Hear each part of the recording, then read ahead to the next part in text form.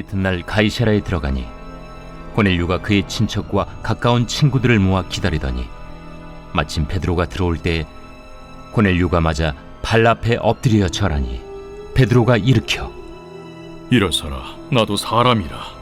더불어 말하며 들어가 여러 사람이 모인 것을 보고 유대인으로서 이방인과 교제하며 가까이 하는 것이 위법인 줄은 너희도 알거니와 하나님께서 내게 지시하사 아무도 속되다 하거나 깨끗하지 않다 하지 말라 하시기로 부름을 사양하지 아니하고 왔노라. 묻노니 무슨 일로 나를 불렀느냐? 내가 나흘 전 이맘때까지 내 집에서 제9시 기도를 하는데 갑자기 한 사람이 빛난 옷을 입고 내 앞에 서서 말하되, 고넬료야, 하나님이 내 기도를 들으시고 내 구제를 기억하셨으니 사람을 요파에 보내어 베드로라 하는 시몬을 청하라. 그가 바닷가 무두장의 시몬의 집에 유숙하느니라 하시기로 내가 곧 당신에게 사람을 보내었는데 오셨으니 잘하였나이다. 이제 우리는 주께서 당신에게 명하신 모든 것을 듣고자 하여 다 하나님 앞에 있나이다. 오늘은 성령의 사람은 보는 눈이 다르다라는 말씀 제목으로 함께 은혜 나누기를 원합니다. 사도행전은 성령행전이라고 바꿔 부를 만큼 성령의 다양한 행적들이 기록되어 있는 것을 볼 수 있습니다. 예루살렘 마가의 다락방에서 성령의 충만함을 사모하며 기도하던 120여 무리 가운데 임했던 성령이, 그 성령의 역사가 사도행전 1장 8절 말씀처럼 유대로 퍼지게 되고 나아가서 사마리아를 거쳐서 땅끝까지 이르게 되는 이 말씀의 능력이 이루어지는 것을 볼 수 있게 됩니다. 그런데 성령께서는 이 모든 일들을 이루어 나가실 때에 성령의 사람을 택하셔서 성령의 역사를 이루어 가신다는 것을 보게 됩니다. 오늘 본문인 사도행전 10장에서도 성령의 사람으로 붙들려 사용되는 두 사람을 우리가 만나볼 수 있는데 바로 베드로와 고넬료입니다. 그런데 이 두 사람은 달라도 너무 다른 상황 가운데 살아가는 사람인 것을 알 수 있죠. 고넬료는 어떤 사람입니까? 우리가 이미 앞선 본문에서 살펴보아서 아시듯이 이스라엘을 정복하고 다스리고 있었던 로마에서 100명의 부하들을 거느리고 통솔하고 있는 로마의 군대 장관입니다. 그에 비해 베드로는 어떻습니까? 그 로마의 속국이 되어서 로마의 다스림과 지배를 받고 있는 유대인으로서 전직 어부였던 사람이지 않습니까? 그런데 이 둘은 비록 여러 가지 상황과 환경과 또 처지가 위치에 큰 차이가 있었지만 공통적인 면도 발견할 수 있습니다. 먼저 베드로와 고넬료는 매일마다 정해진 시간에 하나님을 찾는 기도의 사람이었다라는 것을 우리가 볼 수 있죠. 본문이 있는 이 10장 9절 말씀을 잠깐 한번 보시면 제가 한번 읽겠습니다. 10장 9절입니다. 이튿날 그들이 길을 가다가 그 성에 가까이 갔을 때에 베드로가 기도하려고 지붕에 올라가니 그 시각은 제6시더라. 베드로는 정해진 시간을 철저하게 지키며 기도에 힘썼던 사람이었습니다.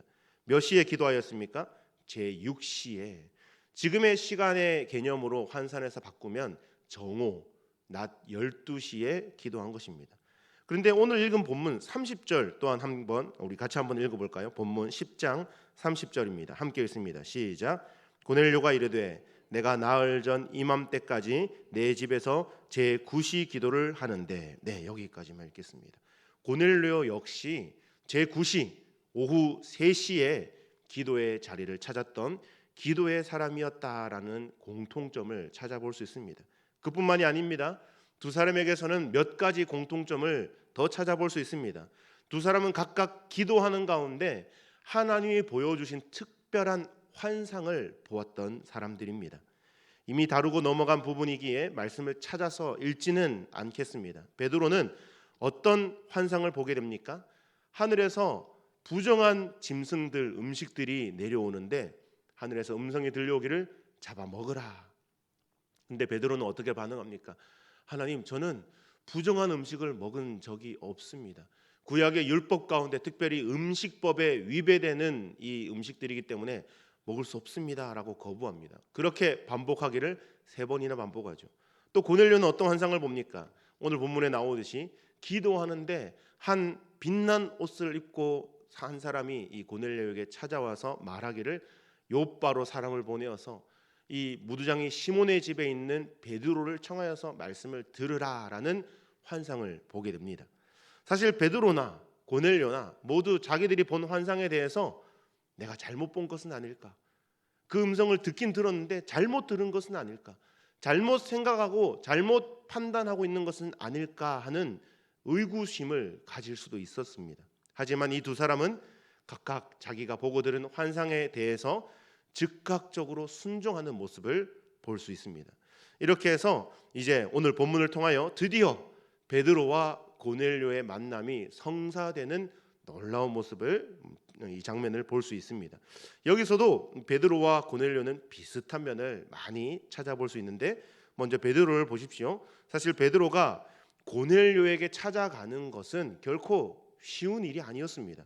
28절 29절을 보면 베드로 자신도 뭐라고 합니까? 제가 한번 28절과 29절을 한번 다시 읽겠습니다. 이르되 유대인으로서 이방인과 교제하며 가까이 하는 것이 위법인 줄은 너희도 알거니와 하나님께서 내게 지시하사 아무도 속되다 하거나 깨끗하지 않다 하지 말라 하시기로 부름을 사양하지 아니하고 왔노라. 묻노니 무슨 일로 나를 불렀느냐. 여러분, 유대인과 이방인이 만나서 교제하는 것은 율법에 어긋나는 것입니다. 그럼에도 불구하고 하나님은 이 베드로에게 고넬료를 찾아가라고 말씀하셨습니다. 이것을 보았을 때 베드로는 율법보다 하나님의 말씀을 더 중요하게 여겼던, 하나님의 말씀에 더 철저하게 순종했던 사람이라는 것을 볼 수 있죠. 또 고넬료는 어떻습니까? 고넬료는 베드로가 누군지 사전 정보 지식이 없는 상태에서 그저 이 환상 가운데 나타난 이 천사의 말만 듣고 요바로 사람을 보내고 그 베드로를 지금 청하여 요청하는 것을 볼 수 있죠. 그리고는 어떻게 반응합니까? 베드로가 올 것이라는 확신을 가지고 일가 친척을 다 자기 집으로 불러 회집하게 됩니다. 근데 일가 친척만 부른 것이 아니라 또 누구를 부릅니까? 평소 가까이 지내던 사랑하는 아끼는 친구들을 또 다 불러 모읍니다. 얼마나 많은 사람들이 이 고넬료의 집에 모였을지는 우리 상상할 수 없지만 많은 사람들이 지금 이 베드로가 오기만을 고대하면서 기다리고 있는 것입니다. 엄격하게 말하면 베드로를 기다렸다기보다는 베드로를 통하여 주실 하나님의 말씀을 기다린 것이죠. 이렇게 베드로와 고넬료 두 사람 모두 하나님의 말씀에 순종하는 사람들이었습니다. 또 고넬료와 베드로 두 사람은 겸손한 사람이었다라는 것을 오늘 본문을 통해서 알 수 있는데, 25절 여러분 함께 다시 읽어볼까요? 본문 25절입니다. 시작. 마침 베드로가 들어올 때에 고넬료가 맞아 발 앞에 엎드려 절하니. 아멘. 여러분, 당시 문화적으로 보았을 때 누군가의 발치에 엎드려 절을 한다는 것은 단순히 인사하는 개념이나 공경과 존경하는 그런 표현을 넘어서서 무언가를 경배하는 행위입니다. 더군다나 세상의 눈으로 보면 고넬료는 로마 군대의 백부장으로서 유대인들을 통치하고도 다스리는 정복자, 그 중에서도 위엄이 있는 군대 장관 아니겠습니까? 반면에 베드로는 그런 로마 군대, 로마의 통치와 다스림을 받아야 하는 피지배 민족인 입장입니다. 그러니까 굳이 절을 하자면 베드로가 고넬료에게 절을 해야 마땅한 것 아니겠습니까? 그런데도 로마 군대의 백부장 고넬료가 자기의 위치, 자기의 상황을 다 내려놓고 이 베드로 앞에 엎드려 절을 했습니다. 그 이유가 무엇입니까? 고넬료는 비록 이방인이었지만 믿음의 눈으로 사람을 볼 수 있는 신앙이 있었던 자였던 것입니다. 그랬기에 베드로라는 사람, 인간 베드로를 본 것이 아니라 그를 통하여 말씀하실 하나님을 대하는 마음으로 베드로를 맞이한 것이었죠. 이에 베드로는 어떤 입장을 취합니까? 자신이 하나님의 사람이니까, 또 성령이 사용하시는 사람이라는 사실을 이용하여서 고넬료 앞에서 거들먹거리면서 교만하게 그런 태도를 취합니까? 그렇지 않습니다. 오히려 자신에게 절하는 고넬료를 다급하게 일으켜 세우면서 나도 똑같은 사람입니다, 이러지 마십시오, 나에게 절하지 마십시오, 그러면서 겸손하고 정중한 모습을 보이는 것을 볼 수 있죠. 이렇게 베드로와 고넬료는 성령의 사람들로서 보는 눈이 달랐던 사람이었습니다. 사실 베드로와 고넬료 두 사람 모두 하나님께서 왜 이런 환상을 보여주셨는지 구체적으로 그 결과에 대해서 알지 못한 채 말씀에 그저 순종했던 사람들이었습니다. 그 결과로 이방인 선교의 새로운 역사가 써 내려가는 놀라운 교두보가 되는 것을 볼 수 있습니다. 오늘 말씀처럼 성령의 사람들은 보는 눈이 다릅니다. 시선이 다릅니다.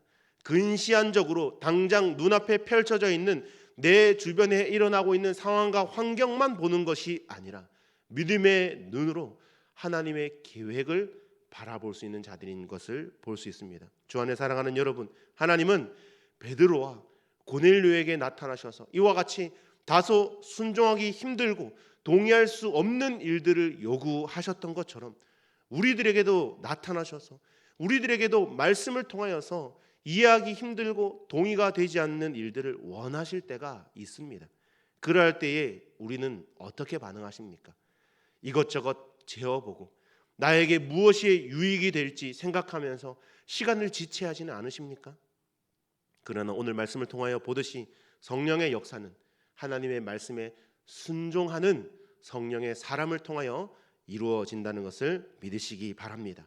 간절히 바라기는 이 새벽에 말씀을 듣는 우리 창일의 모든 성도들은 하나님 말씀 앞에 철저하게 순종함으로 말미암아 성령이 사용하기 원하시는 성령의 사람, 특별히 보는 눈이 다른 성령의 사람이 될 수 있기를 주님의 이름으로 간절히 축원합니다. 이 시간 하나님 말씀을 기억하며 함께 기도하기 원합니다.